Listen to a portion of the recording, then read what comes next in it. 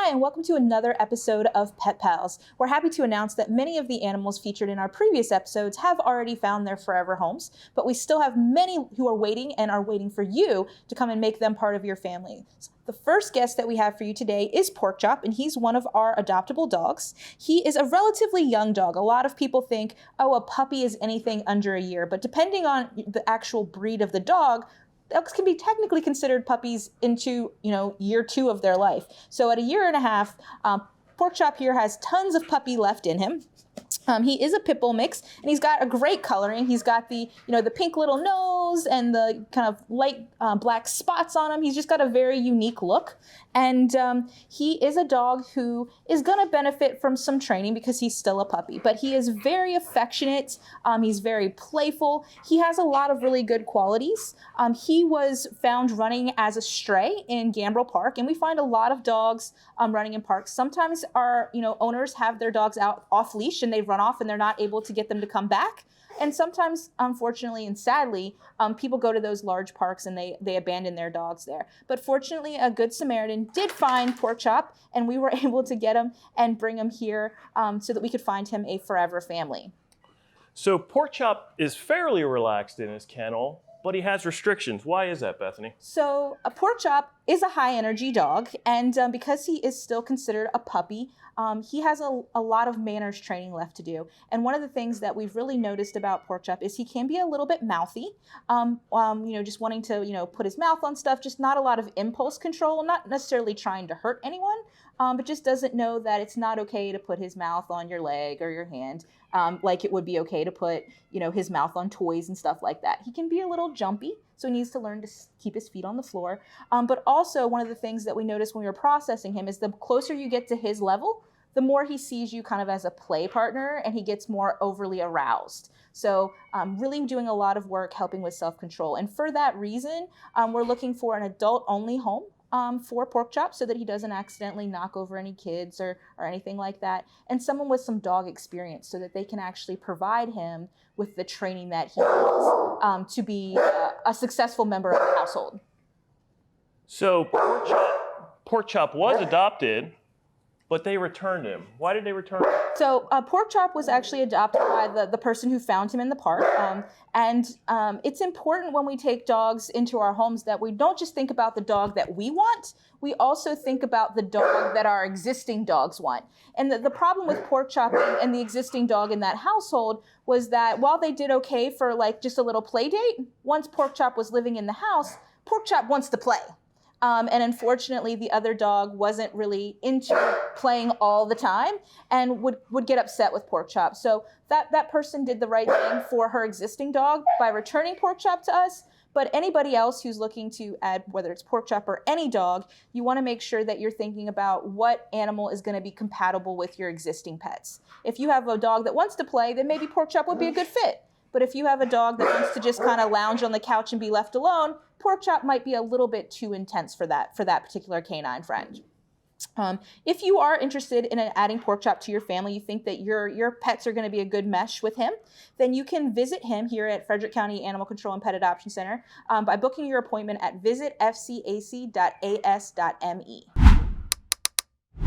Our next guest is Dog. No, I'm not pointing out that he is a dog. His name is, in fact, Dog.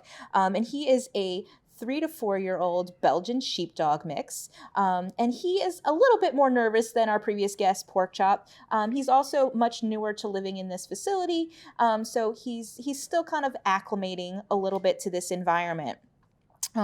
Dog was previously owned, but unfortunately the owner did not provide us with a lot of information, so we're getting information as we get to know him here in our facility. In his kennel, he's usually fairly friendly, and he approaches. He reacts favorably to other dogs, but he can still be a little bit difficult to handle. He's still, playful, and he just could benefit from a little bit of training like many of the dogs here on our adoption floor. He enjoys petting, but he can be, as we're seeing right now, a little bit nervous around new things, new people, and loud noises in that type of situation. So Dog is an interesting name. How did he get that? So it's important for people to understand that we don't always name every animal that comes into the facility. Sometimes they come in owned, and we will not change their names unless they're offensive or detrimental to the adoption process. For example, a dog named Cujo might have a hard time finding a family. So when you're looking at all of their various paperwork and their cage cards, you'll notice that some dogs or cats have quotation marks around their names. And those quotation marks mean that, hey, the staff here at Animal Control gave the animals their names. If you don't see that, that means that the previous owner provided that name, or that was the name that was on their microchip. And just because it's easier for the animal, we won't change those names. So Belgian Sheepdog isn't a very common breed we see here at the shelter. It's Can you give me a not. little more information about the breed? Sure. So obviously, given the name, they originated and were developed in Belgium. They were used as livestock and herding dogs, and then ultimately, for a period of time, were also used as like military and police dogs. They are dogs that are fallen under a breakdown of the Belgian Shepherd dog, which actually has a lot of 4 dogs within that category, and this is one of those specific breeds. And they are super intelligent, super trainable working dogs. They have a desire to work like most herding breeds, but they can be a little bit more reserved around strangers, which is something that we're kind of seeing here today with the crew from the show. But they can be great family dogs, but they tend to be one-person dogs. They would rather be kind of with their one person, and they can be protective, a little territorial, things like that. So it's important when you're thinking about adopting an animal to make sure that you're doing the research on the breed, to make sure that the breed and those characteristics, while they can kind of flow a little bit one way or the other, that you're getting something that you can handle and manage. A high energy herding dog might not be great for living in an apartment. Those types of things. But if you think that dog will be a good fit for your family, you can make an appointment to visit him here at Frederick County Animal Control by going to visit fcac.as.me to book that appointment. The last canine we have for you today is Buddy. Technically, he's Buddy 2, because when he arrived on the adoption floor, we still had a beagle named Buddy. So anytime we have animals where they come in with a name, or we have an existing one on and then another one comes in from foster care, we just add numbers to the end of it to make it easier for us to keep track, because we want to make sure that they keep the name that they're familiar with. Buddy is a 2 to 3-year-old pit bull mix. He's got some great markings. He's got those great kind of cow markings, the black and the white. And he is a big dog. He weighs 80 pounds. So if you're into big dogs, come and check Buddy out. If you're concerned that you might not be able to handle him, you couldn't tell how much he looked, what he weighed from his picture. He is a big dog. So and he is strong, and he could benefit from some manners training like many of the dogs on the adoption floor, to walk a little bit nicer without pulling, to sit, when you ask him to sit. Just some of those basics can go a long way, just like we were discussing with Porkchop. But overall, his behavior assessment is fairly good in terms of, no issues with food aggression. He willingly lets go of objects. He enjoys petting and affection. His reaction to other dogs can be hit or miss sometimes, depending on the dog. But that's okay, because, we can be, as people, can be kind of, we like some people, we don't really like others. It's just important to pay attention to that body language and really know how your dog is feeling, so that you don't set them up for failure with another dog encounter. So Buddy is quite talkative in his kennel, and that can be off-putting to some adopters. What can potential adopters do to curb that barking? Sure. So as we've noticed with Buddy here today, he, outside of his kennel, he doesn't necessarily bark as much. And we've had plenty of dogs in the past who've done that, incessant barking. A lot of it is attention-seeking behavior. They're trying to get your attention. And we try to work on that here in the shelter by doing click for quiet. We walk by, if they're quiet and, calm, then they get, a click and a treat. So they learn that being quiet means all the treats. Buddy's still learning that process, but he is doing a little bit better. If he were to be a barker in a home environment, there are quite a few things that you can do. You can reward them for being quiet. You can also teach incompatible behaviors. So it's harder for dogs to bark when they're in a down position. So if he's barking, you can put him in a down. That makes it a little bit harder. And you can also put the barking on cue, so that then he only barks, or as people often refer to it in cue, speak. They only do it when they're asked. So there's a couple of things that you can do on that front. But outside of his kennel, he's relatively quiet even out in the play yard. So hopefully it won't be much of an issue in a home environment. If you think that you have what it takes to make Buddy a good canine citizen and quiet in your home, you can do that by visiting him first and then filling out an application to adopt. And you can make those appointments by going to visit fcac.as.me. We do have visitations available Monday through Saturday and late on evenings on Wednesdays. Our first cat is one of the first cats that you're going to see when you walk onto the adoption floor, and this is Anki, and he is a 2 to 3 year old domestic short hair.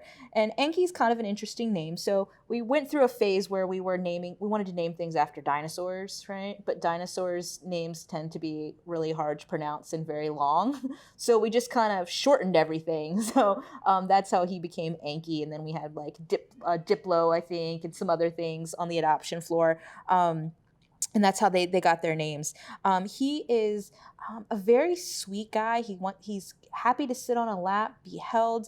He also has a little bit of a playful streak, but he is definitely a cat that is shy in new environments and new places, and he's showing that off right now. You know, it might just look to the casual viewer like, oh, he's just relaxed and curled up on a lap, but he's curled up so small to kind of make himself as invisible as possible because he's nervous in a new situation. And if you can't see me, then you can't hurt me type of a situation. But he is not as fearful because, you know, his ears are still relatively up. His pupils aren't super dilated. So you can kind of look at different things. And when you get him into a home environment, you want to expect him to be a little bit nervous as well. So I've heard that it can be harder to adopt out animals that are colored black. Is that true? That is true to a certain extent. You know, there are tend to be more black animals than some of the other color patterns and things like that. So there's just more of them to be adopted. And there's less things that make them stand out. But also there are, you know, the perceptions, right? Like the old wives' tales, like their bad luck and things like that, which in pretty much every other country except for this one, black cats actually mean good fortune and things like that. So it is something that we see, but over time, all of our black cats, all of our black dogs, they all eventually find their forever families. So what does make Anki a standout? So one of the things that I love about Anki is because he was recently neutered and he's a little bit older, he has those great tomcat cheeks. So he has a really big head and these really like substantial cheeks that are just fun to like rub and pet. And his meow and his voice is something that also really sets him apart. He's a pretty big cat, and you think with a big face like that, he would have like a very like strong meow. And he really doesn't. He makes these little like chips and chirps, and he has a cute little purr that's a little bit atypical. And I think that is also a feature that helps him to stand out and really make him unique and special as opposed to some of the other animals on the adoption floor.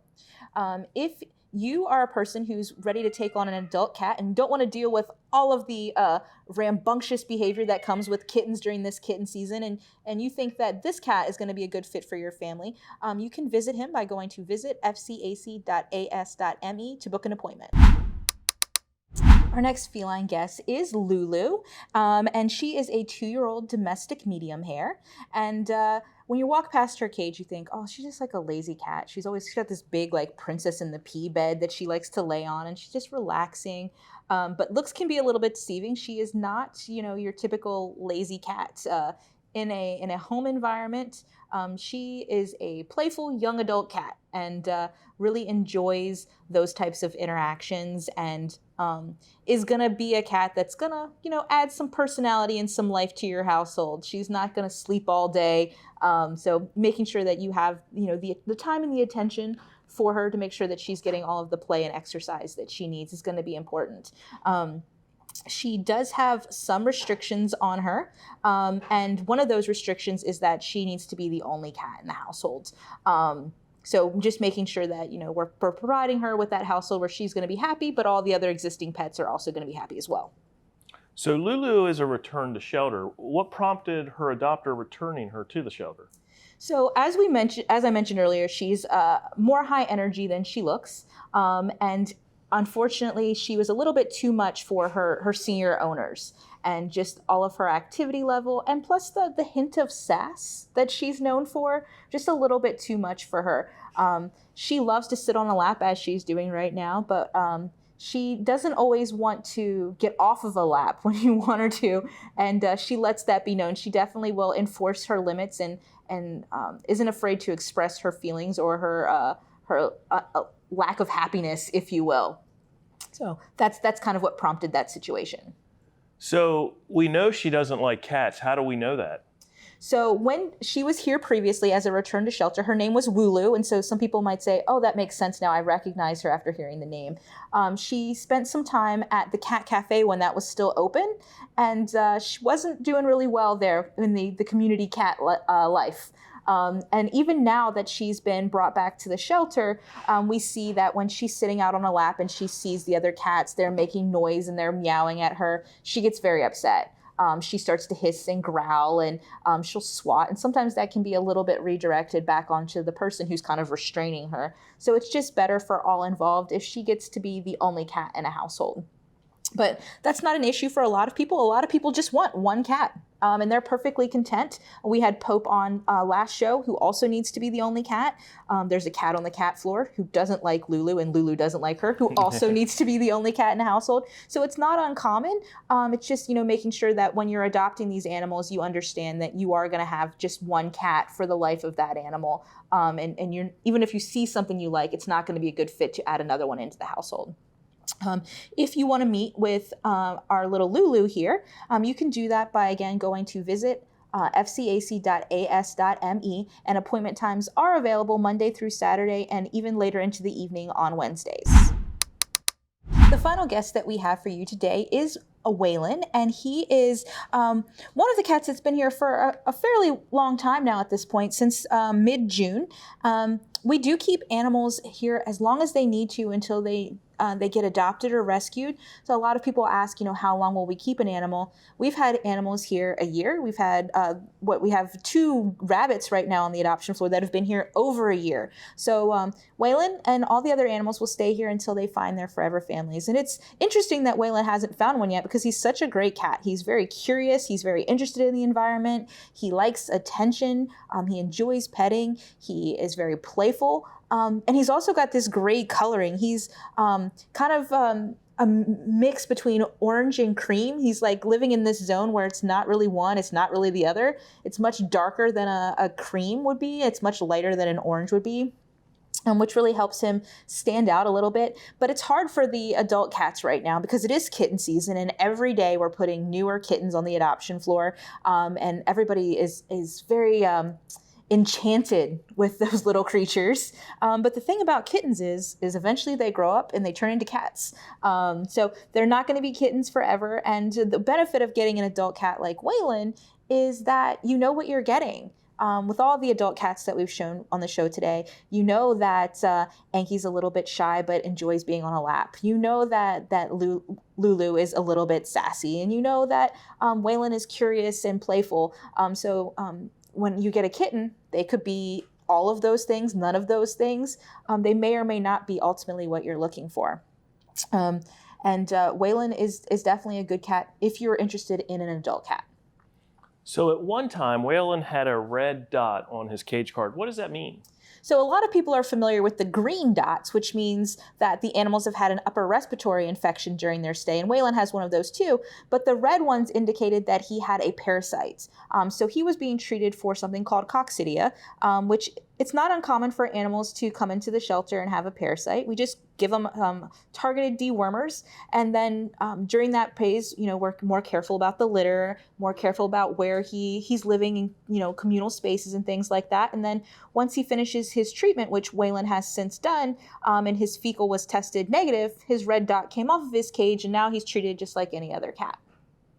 So Waylon was living in a free roam kitty cabana room, but now we've transitioned him back to a cage. Why did we do that? So there was a couple of factors in that. So Waylon was doing a little bit of vomiting, and he was living in the second kitty cabana with Decker. And because we didn't know, what was going on, living out on the cat floor where visitors are coming and going all day can be stressful. So we wanted to put him in a quieter area where he could be a little bit more relaxed, but also so we could observe him, see really what was going on, make a better diagnosis. And in case it was something contagious, we weren't spreading it to the other animals. And then after his vomiting kind of resolved, then we noticed that he had coccidia. So we also don't want that to spread to the other animals, which led to him being back in a cage. And he may or may not make a transition back into the kitty cabana. Right now, those spaces are full, some of them filled with kittens. But we do know from that experience that he can successfully live with another cat, which is good information to have. And it's good for anybody who is looking to add an additional cat to an existing cat in their house. If you are looking to have a single cat that's amazing, like Waylon, or you're looking to have a cat that is going to do well in a multi-cat household, again, like Waylon, you can visit him at our facility on 1832 Rosemont Avenue. And of course, you need to book an appointment, and you can do that at visitfcac.as.me. We hope that you've enjoyed meeting some of these adoptable animals, and we'll see you again in 2 weeks with a new episode of Pet Pals.